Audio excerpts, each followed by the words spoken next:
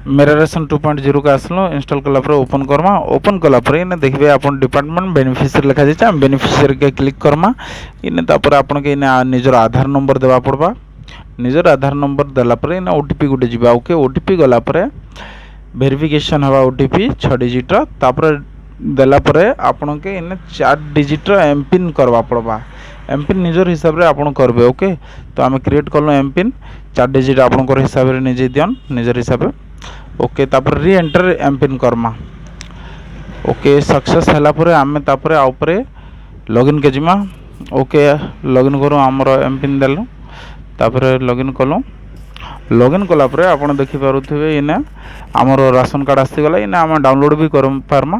Plus इने देखन pending mobile number करिछे हमें मोबाइल नंबर अपडेट भी करे पारमा जेतेटा फैमिली मेंबर कर। तापर इने मैनेज फैमिली रे अछि इने आपण ऐड भी करि पारबे प्लस डिलीट भी करि पारबे। ओके फैमिली मेंबर मान के इने ट्रैक माय राशन कार्ड भी करि पारबे। प्लस इने आपण कंप्लेंट भी दे पारबे। प्लस इने आपण सरेंडर भी करि पारबे निजर राशन कार्ड के। प्लस इने आपण ट्रांसफर भी करि पारबे जेन डिस्ट्रिक्ट के भी जेने के भी आपण ट्रांसफर करि पारबे। प्लस इने डॉक्यूमेंट गुटे आपण के देबा पड़बा बाध्य।